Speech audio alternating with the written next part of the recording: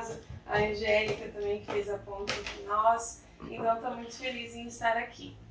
A minha praia de fala é a educação de filhos, o meu lugar que eu me sinto à vontade para falar é sobre família, é sobre criança, é sobre essa luz, essa semente que a gente recebe. E eu estou muito feliz de estar aqui hoje porque poucos me conhecem, né? Mas eu venho de uma família espírita, os meus avós eram espíritas, os meus pais se conheceram numa cidade espírita de alguns anos atrás. E eu sou aqui de Londrina mesmo, originalmente do Centro Espírita Humanidade. E quando a gente fala de infância, mesmo eu que tive pouco tempo de vivência com meu pai aqui nessa existência, que ele desencarnou tinha 7 anos, uma das lembranças que eu mais tenho vivo na minha memória é ele me levando à casa espírita na evangelização infantil todo domingo de manhã. E na época não tinha palestra, como nós temos no nosso lar, ele ficava lá do lado de fora assim, esperando todas as horas. E por mais que a gente teve pouco tempo de convivência, isso foi uma sementinha que ele plantou em mim, que floresce até hoje. Então eu gosto muito de falar sobre a infância e a importância, né, dessa base da família, que é o que nos fortalece, é o que nos fortifica e é o que transporta a gente para a vida adulta com fortaleza, com paz no coração, né? Então, quando a gente pensa na infância, a gente logo já vê muitas falas no nosso espiritismo sobre os laços de família. Então ele já fala lá no Livro dos Espíritos, para a gente já começar entendendo dentro do espiritismo a importância da família, que os laços da família é uma lei da natureza. Então, muito provavelmente, nós não conseguiríamos nos desenvolver sem que houvesse esse laço, né? Então Deus quis dessa forma que os homens aprendessem a se amar como irmãos. Porque dentro da nossa família, dentro dessa base onde nós nascemos, é onde nós começamos a desenvolver os nossos primeiros laços de afeto, onde a gente começa a desenvolver as nossas primeiras habilidades, onde a gente começa a aprender as primeiras coisas pelas quais vamos depois florescer. E no Livro dos Espíritos, Kardec já chega logo deixando claro na pergunta 775 que para a sociedade, qual seria o resultado do afrouxamento dos laços da família? Então ele já pergunta, se não houvesse a família, se esses laços fossem dissolvidos, qual seria a consequência, né, para a nossa sociedade? E ele responde bem claramente, uma recrudescência do egoísmo. Então, recrudescência está ali, ó, se agravar, aumentar e intensificar. Ou seja, o egoísmo se intensificaria na Terra e nós provavelmente não faríamos essa partilha de laços de amor e fraternidade. Então, aí já está bem escrito, bem claro, a importância da nossa família dentro do Espiritismo, das leis de Deus, das leis morais. Então, está lá no Livro dos Espíritos, no capítulo 7. E nesse livro, que é muito legal, Jesus do Lar, que inclusive a Camila fala muito lá no grupo de leitura, quando a gente começa a fazer Evangelho no Lar, ele traz logo no primeiro capítulo essa colocação muito pertinente que fala assim, se não aprendermos a viver em paz entre 4 paredes, como aguardar as harmonias das nações? Então, muitas vezes, a gente está muito preocupado com o nosso exterior e a gente esquece de olhar para dentro da nossa casa, com as pessoas que convivem ao nosso redor, que é onde a gente tem que começar o nosso processo, né, de melhoria. Então, se não nos habituarmos a amar o irmão mais próximo, associado à nossa luta de cada dia, como respeitar o eterno Pai que parece tão distante? Então, olha que maravilha isso. A gente não tem acesso a Deus de uma forma física, uma forma da gente saber onde Ele está, que a gente pode alcançar. Mas nós precisamos, nós queremos, nós gostaríamos de ter um contato íntimo com Deus. Mas muitas vezes aquele que nós podemos abraçar, que nós podemos conversar, que nós podemos fazer uma troca diária, nós não conseguimos porque estão dentro da nossa família. Então a gente olha muito o externo e esquece de olhar ao que está ao nosso redor. E aí, no Livro dos Espíritos, ele vem trazer uma outra pergunta. Por quê? Por que nós temos tanta dificuldade, talvez, de lidar com os nossos familiares, com as pessoas que estão mais próximas? A gente vê aí muitas famílias acabam se afastando, o relacionamento com os filhos, e muitas vezes a gente acaba achando que podemos nos afastar e que não temos nada ali para lidar, para aprender ou até para reparar com os nossos familiares. E em algum momento a gente se perde nesse convívio familiar e aí a gente esquece que como nós vamos lidar com aquele que está do nosso lado se nós não olharmos para nós mesmos. Então muitas vezes a gente fala, mas o meu familiar é muito difícil, os meus pais não deram talvez o que eu precisava receber, o meu filho parece que veio no mundo só para ser do contra e acaba fazendo coisas que eu não ensinei, ou então cresceu e não foi assim que eu ensinei, e a gente acaba sempre tirando a responsabilidade das nossas costas e colocando sempre a responsabilidade no outro. E aí, quando a gente para pensar, analisando essa pergunta no Livro dos Espíritos, qual é o meio mais prático e mais eficiente para aperfeiçoar-se nessa vida resistindo à tentação do mal? Então, se é tão difícil para nós, muitas vezes esse aperfeiçoamento, Kardec vai lá e pergunta, qual seria então o meio mais prático de nós fazermos, né, esse aperfeiçoamento, da gente resistir às tentações do mal? E aí ele responde com uma só frase. Um sábio da antiguidade disse, conhece-te a ti mesmo.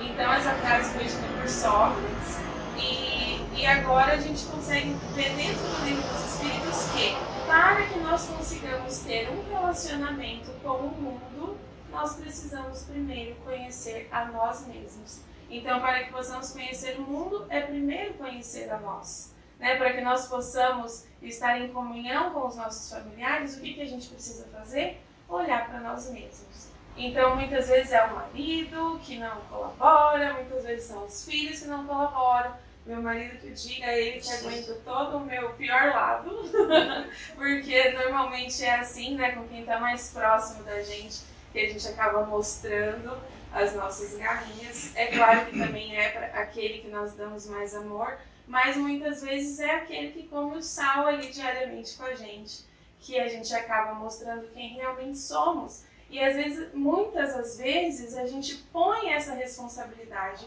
no outro. Eu não consigo ser tão feliz porque os meus pais não me deram o que eu queria.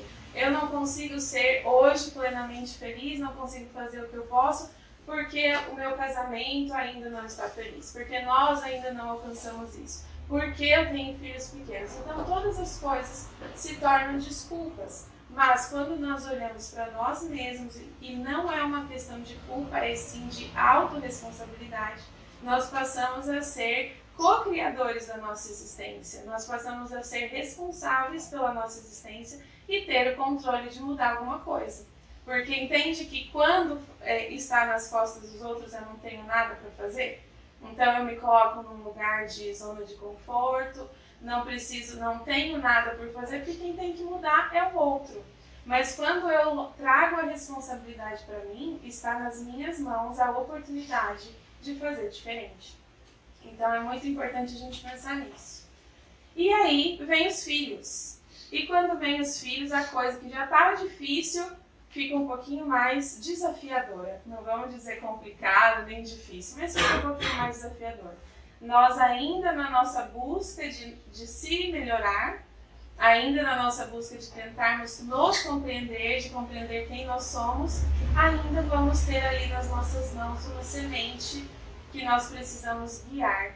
E muitas vezes a gente não conseguiu ainda olhar para nós. Nós não sabemos ainda quem nós somos, para que viemos no mundo, ou então ainda não conseguimos entender qual é o nosso caminho. E aí vem a sementinha e a gente automaticamente tem uma outra responsabilidade que é guiar.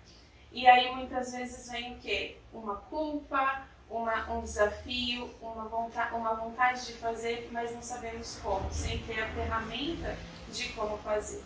Eu gosto muito de usar uma analogia de que os nossos filhos são sementes. E nós recebemos essa semente de Deus, mas nós, de acordo com as nossas histórias do passado, de acordo com a maneira como fomos criados, de acordo ainda com a nossa vontade de controlar tudo, nós recebemos essa sementinha, olhamos e falamos, olha, uma semente de girassol, que legal, mas eu não queria semente de girassol, porque eu acho o rosa muito mais bonito. Então eu vou pegar essa sementinha, eu vou plantar e não vai ser girassol, eu vou querer que seja uma semente de rosa.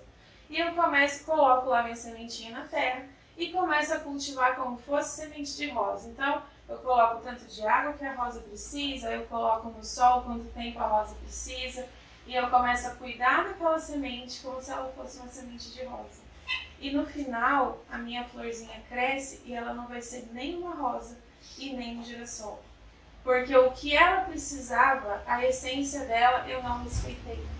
Então, quando a gente fala de filhos, nós temos que lembrar da essência que eles têm.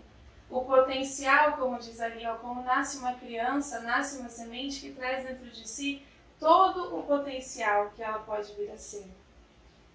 Principalmente quando a gente analisa o momento do mundo em que nós estamos, que é uma fase de transição planetária, onde nós já estamos deixando hábitos passados para encarar um novo momento de novos hábitos para o mundo de regeneração, os nossos filhos estarão ali, uma grande parte deles fazendo parte dessa nova era, e principalmente os nossos filhos estarão educando filhos que viverão no mundo de regeneração.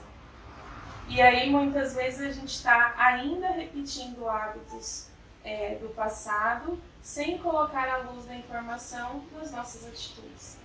Então, Chico Xavier já nos dizia, nascestes no lar que precisavas. Então, a sementinha de girassol que veio, ela veio para florescer girassol. E nós precisamos entender que não está no nosso controle querer adaptar ou mudar a essência dos nossos filhos. Está no nosso controle entender quem eles são e ao mesmo tempo também entender quem nós somos. Porque a criança, ela aprende a maioria das coisas na primeira infância com a gente, a maioria não tudo praticamente. Ela aprende a olhar nos observando, ela aprende a comer, vendo como que a gente se alimenta, ela aprende as primeiras palavras de acordo com o que a gente fala, e ela olha, ela observa, ela modela e depois ela replica. Então nós somos o exemplo para os nossos filhos. Quando nós olhamos e observamos as nossas atitudes e o nosso ser, nós mostramos para eles também que eles também têm o direito de ser quem eles são. Claro que nós somos os responsáveis por guiar no caminho do bem, mas respeitando a essência que eles trazem. E qual a melhor maneira de cultivar essa sementinha? É justamente isso, nós nos livrando de muitos pesos que muitas vezes nós carregamos sem nem perceber. Então, a infância ela é um período crucial para o espírito, onde podem se fazer ajustes e preparações para os desafios da vida. Aquilo que nós cultivamos na infância vai florescer na vida adulta. Então, muitas vezes a gente olha para as crianças, para os nossos filhos e fala, não vai lembrar não, daqui a pouco esquece, isso daí passa. Será? Mas normalmente o que acontece na nossa infância a gente carrega para toda a nossa vida adulta. E aqui embaixo eu coloquei, muitos dos comportamentos que hoje são desafiadores nos nossos filhos, no futuro vai fazer parte de características importantes para eles na vida adulta. Então muitas vezes a gente tem lá, eu fiz já, que eu não vou fazer com vocês essa dinâmica por falta de tempo, mas já fiz em outras palestras, de perguntar para mães quais são os desafios que vocês enfrentam com os filhos de vocês. O que acontece na casa de vocês, na vida rotineira, que são desafios que muitas vezes te tiram aí do seu norte e você não sabe como lidar. E aí elas relatam teimosia, questiona demais, porque a criança não me ouve. E aí eu falo, então agora vamos pensar no futuro. Daqui 20 anos, quais são as características que você gostaria que o seu filho hoje pequeno tivesse no futuro? Ou quem já tem filhos maiores, ou quem tem netos. Quando a gente pensa daqui 20 anos, em qual lugar vocês acham que as crianças, seus filhos, seus entes queridos que hoje são crianças estivessem?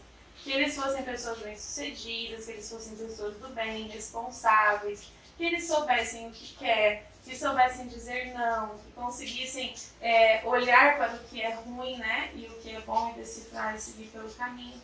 Mas quando hoje eu tenho uma criança que é questionadora, será que não é o adulto que no futuro vai saber o que quer?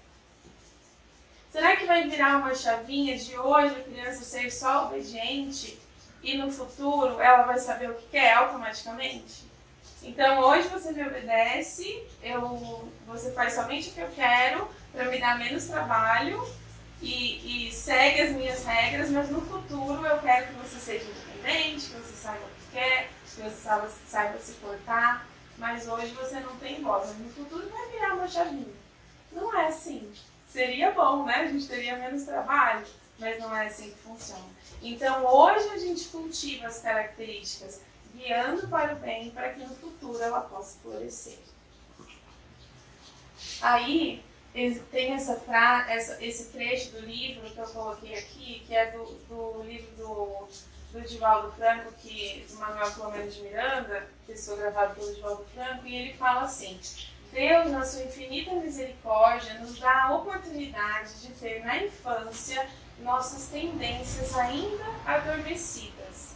E cabe a nós pais introduzir novos e positivos valores para que quando essas tendências começarem a retornar, que normalmente acontece na adolescência, nossos filhos tenham novos e preciosos valores para se sobreporem às tendências do ontem, auxiliando esses espíritos a nós confiados que se tornem um adulto melhor. Então, olha a importância dessa frase. É na infância que as tendências das vidas passadas estão adormecidas. Então, por que nesse mundo de provas e expiações, Deus nos dá a oportunidade a todos nós de termos a infância? Porque é quando as nossas tendências estão mais adormecidas. E aí nós temos a oportunidade de sermos educados novamente, de receber novos guias, de receber novas instruções. Então é nessa oportunidade que nós absorvemos tudo que nós podemos, para quando a gente começar a entender, nos desligar um pouquinho mais do plano espiritual, que na nossa adolescência, por isso até que é esse período tão conturbado da vida, onde você está ali recebendo o mundo, né, se socializando, sendo um ser social, como que você está recebendo da tua casa, da tua família, o desligamento, muitas vezes com os pais, que você começa a se socializar. Nesse momento tão conturbado é quando a gente começa a receber de volta as nossas tendências mais latentes, que é do que fomos ontem quando a gente pensa no processo reencarnatório.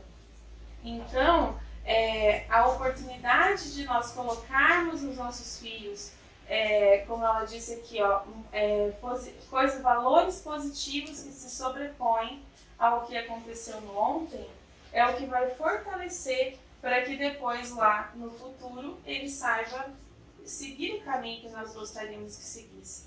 Então, nós vemos muitas famílias, infelizmente hoje, não tendo tempo para os seus filhos, né? Não tendo tempo para sentar e brincar. Mas no futuro, nós gostaríamos que os nossos adolescentes sentassem para conversar com a gente. Então, é tudo uma construção.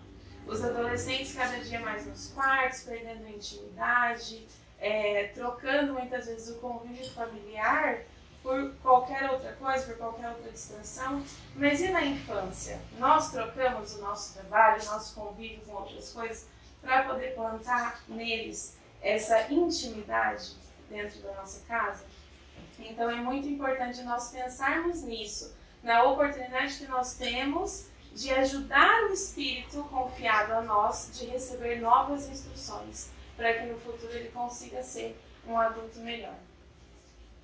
E quando nós falamos de muitas vezes o que passamos, né, o que nós recebemos dos nossos pais, eu gosto muito de lembrar de uma história que eu quero contar para vocês, e também o quanto é importante nós ressignificarmos essas histórias. Em algum momento também, em outras palestras, eu fiz essa dinâmica. Hoje, por falta de tempo, eu vou só contar para vocês. De que nós recebemos dos nossos pais, das nossas mães, toda a bagagem de vida que elas trouxeram. Em outros tempos, em tempos provavelmente muito mais difíceis do que nós estamos passando hoje, E muitos de nós fomos educados com violência, com punição, com falta de escuta. Muitos de nós não tínhamos direito de ser ouvidos, muitos de nós não tínhamos direito de dar a nossa opinião. E nós fomos educados assim. A minha mãe foi educada assim, a minha avó foi educada assim, em tempos muito mais difíceis. E normalmente, para tudo que nós vamos fazer na vida, todas as coisas mais importantes, a gente se instrui. A gente vai lá, estuda, a gente vai atrás de informação, mas quando a gente vai ter os nossos filhos, normalmente a gente não faz isso. Para ter filhos é um chip que vem, é a intuição que vem, e a gente vai seguindo muitas vezes os padrões familiares, a gente aprende com a mãe, aprende com a avó. Não tem nada de errado com isso, desde que nós possamos entender que no mundo de hoje nós temos mais informação, nós temos mais instrução, e somado a toda a vivência da gratidão de tudo que nós recebemos, nós temos que colocar informação.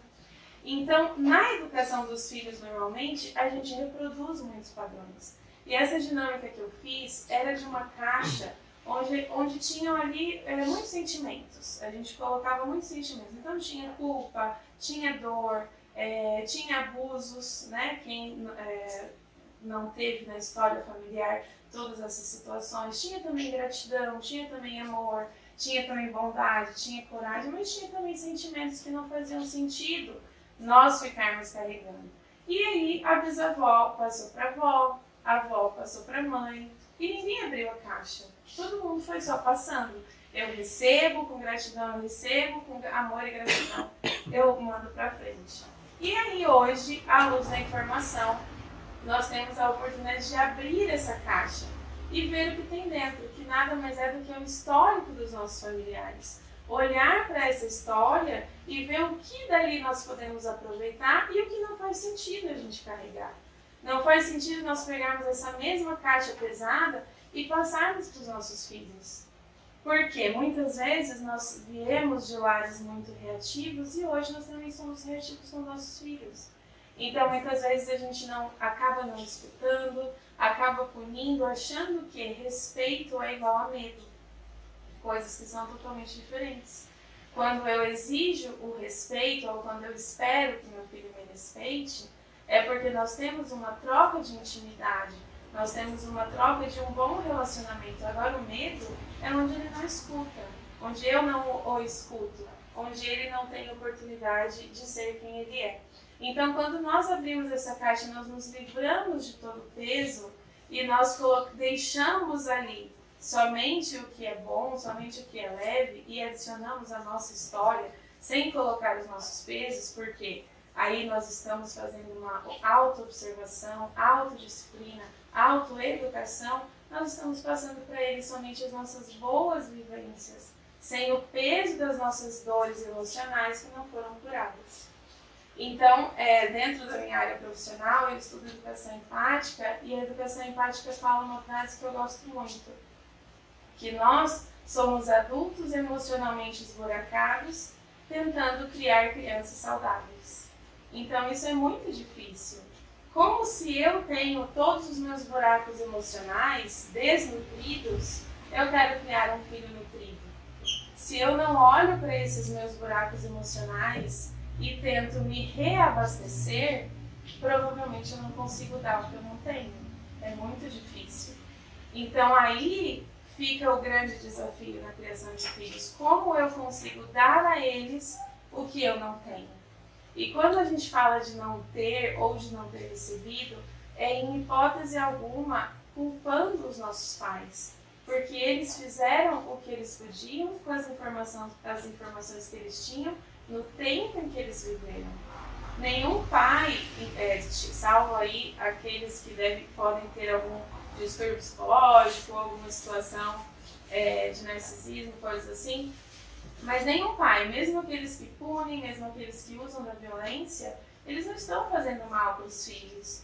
De toda forma, é por amor, mas um jeito diferente de achar que tem que educar. Né? Então eu puno, eu bato, porque eu quero que ele seja uma pessoa melhor. Nunca é por outro motivo que não seja isso.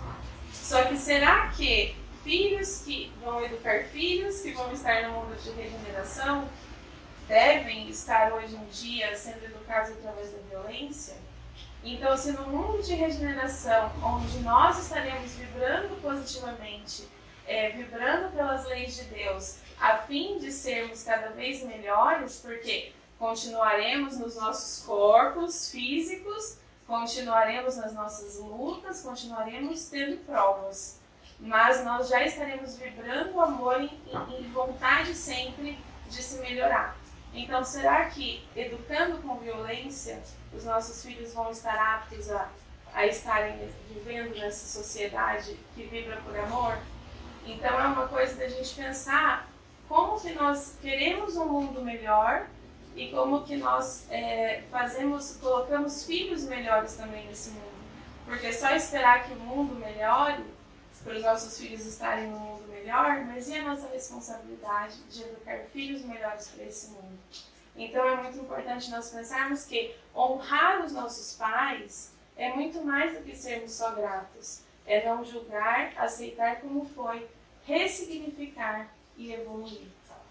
Então é quando nós fazemos isso, nós ressignificamos a história e nós evoluímos fazendo melhor, não no sentido de você fez errado e eu não quero mais reproduzir o que você fez, mas no sentido de que eu evoluí e com o que você me deu, eu consigo florescer ainda mais e entregar melhor ainda para o meu filho.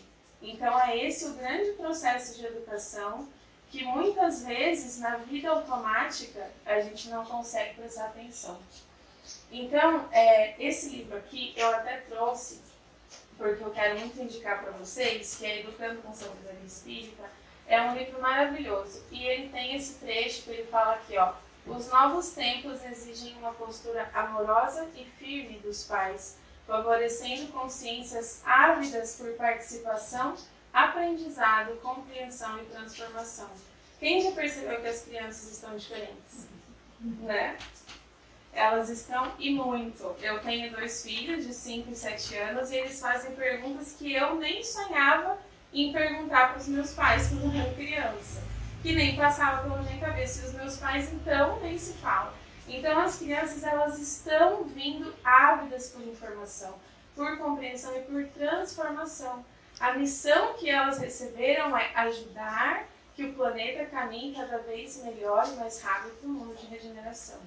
E aí, se nós que já estamos aqui não virar a chavinha, não virarmos a chavinha e entender que nós fazemos parte disso porque os nossos pais são as nossas raízes e nós somos as raízes dos nossos filhos e dali vai florescer para depois dar bons frutos, é essa informação, é esse processo que nós precisamos estar participando ativamente dessa transformação que vem da educação dos nossos filhos. E aí a gente se pergunta, como fazer isso então? Quando eu falo com outras pessoas que não são espíritas, a gente fala de uma maneira mais rasa.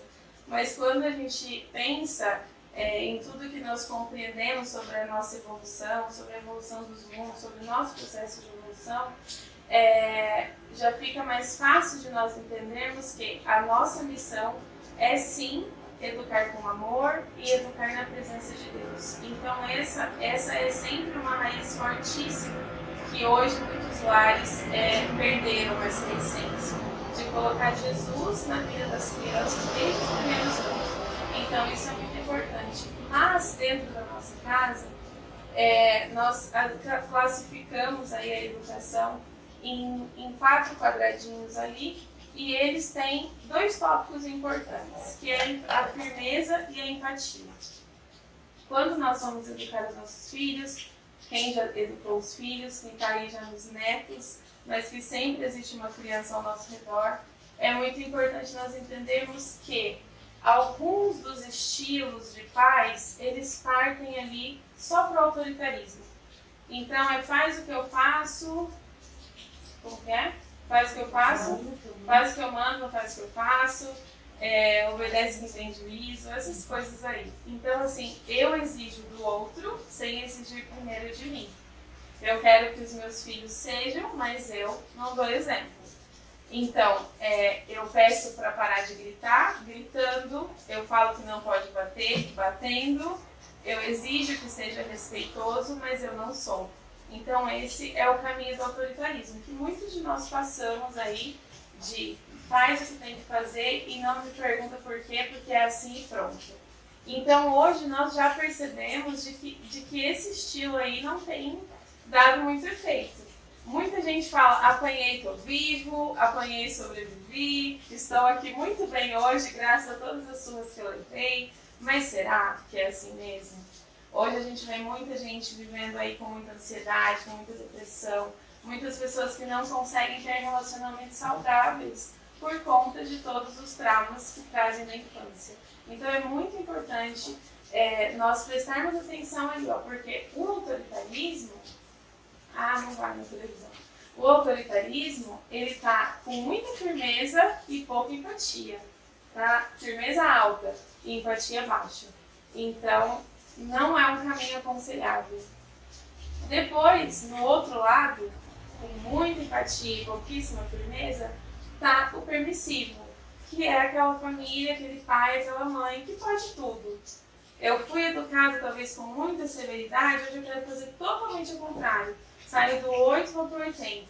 Pode fazer o que você quiser, ou então você até tenta guiar, mas você não tem firmeza. Então normalmente aqueles pais que, meu filho, por favor, o filho não atende, não sabe mais o que fazer. Está totalmente sem ferramenta. E deixa a criança ir se criando praticamente sozinha. Então esse é um grande ponto também que vamos cair no erro, porque a criança ela precisa de guia. Ela precisa de firmeza, é aí que está a nossa responsabilidade.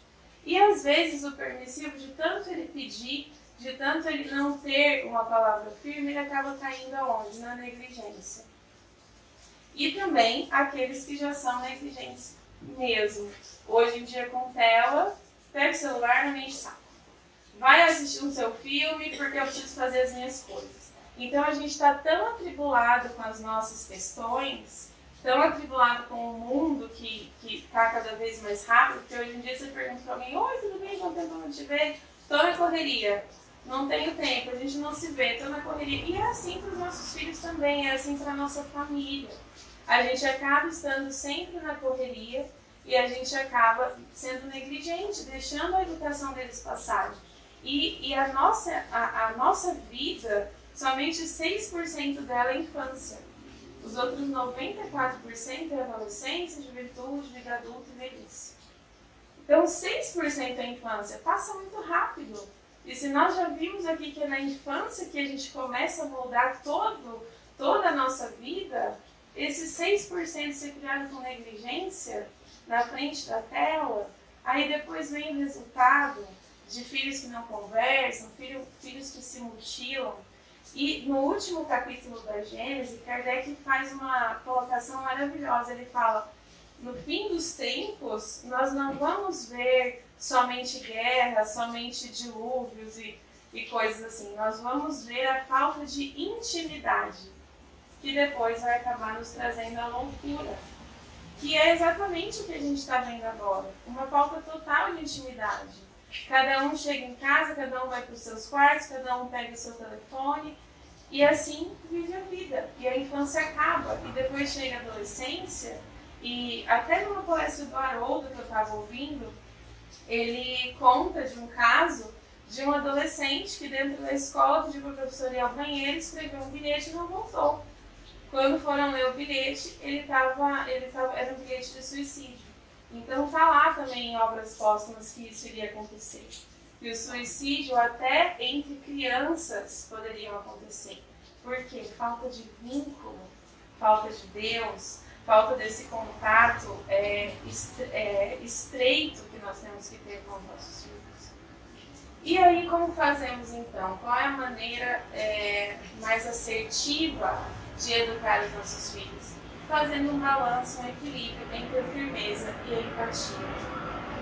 De nós entendermos os nossos filhos, de nós darmos apoio, de nós darmos suporte, de nós validarmos os sentimentos dos nossos filhos de uma maneira respeitosa Então, é claro que hoje a gente vê adolescentes e até crianças desrespeitando totalmente os pais. E também nós sabemos que já é resquício de uma educação que talvez não veio.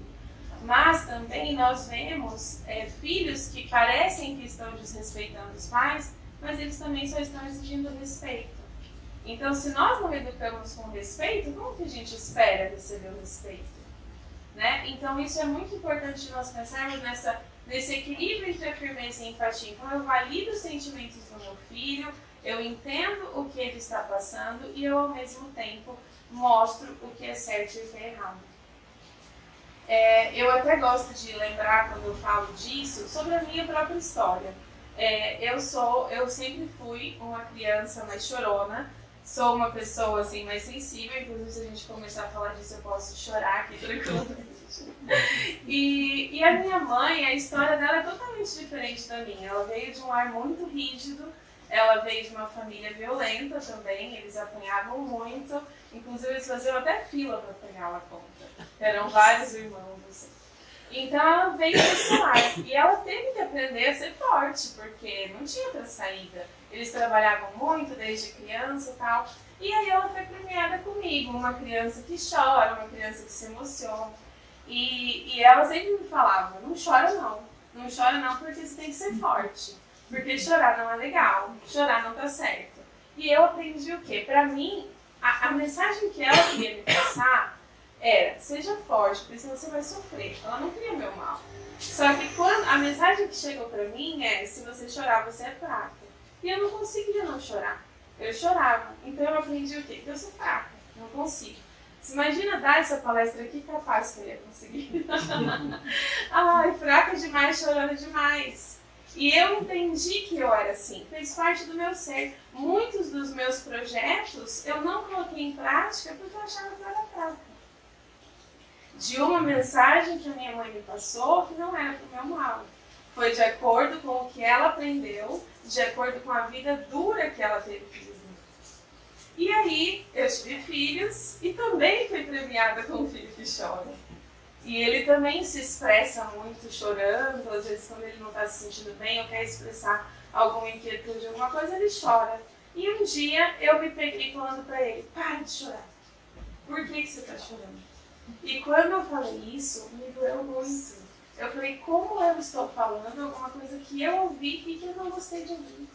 Como que eu estou falando para alguém a mesma frase que por tantos anos me machucou?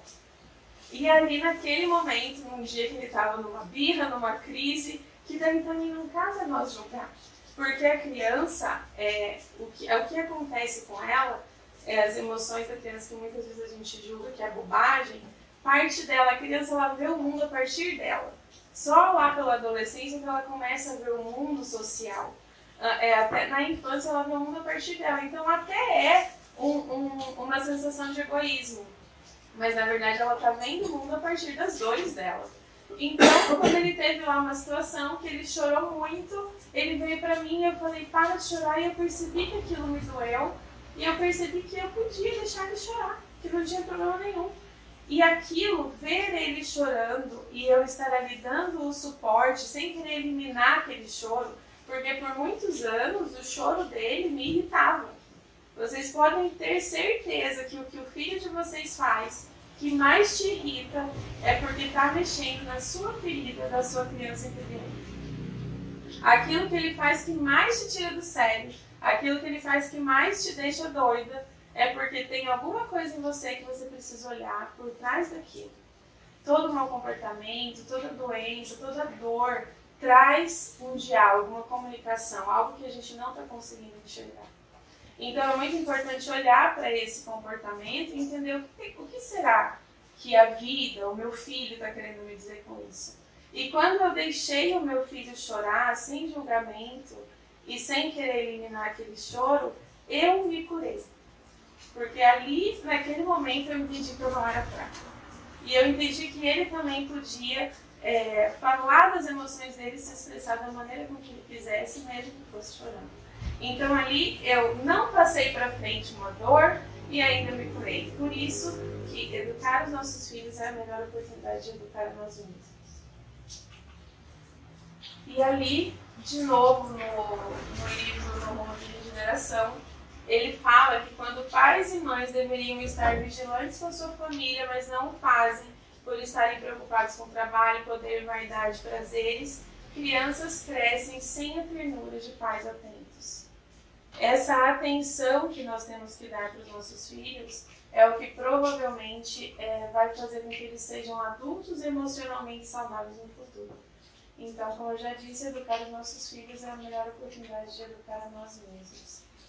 Fortaleça os laços de vínculo com seus filhos, ofereça uma escuta atenta e não permita que o distanciamento e a falta de intimidade se instalem no seu lar.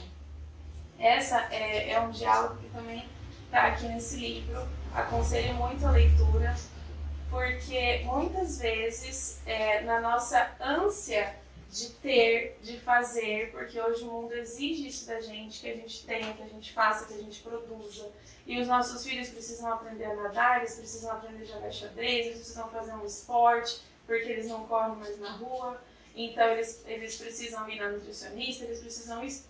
E aí o que mais precisa, que é o vínculo que nós criamos dentro de casa, numa conversa atenta, de simplesmente seu filho chegar da escola e te contar como foi o dia dele, você parar para ouvir e não estar aqui fazendo o que está fazendo e, tá bom, filho, que legal. Ele sente que ele não está sendo ouvido. Ele sente que falta algo mais. O olho no olho, a intimidade, essa escuta atenta, o sentar para brincar, o sentar para conversar, faz com que ele queira correr para nós quando aconteça algum problema, do que correr de nós. Quantos aí acontece alguma coisa ou estão passando por algum perigo até e falam assim, meu Deus, meu pai e minha mãe não podem saber de jeito nenhum.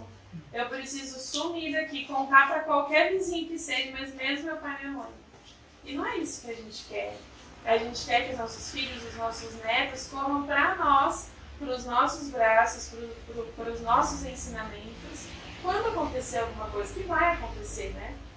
Então, é esse vínculo, essa escuta, esse tempo de qualidade com os nossos filhos, com a nossa família, que vai fazer com que eles sejam adultos já nutridos, que não vão precisar tampar buracos na hora de viver a vida adulta.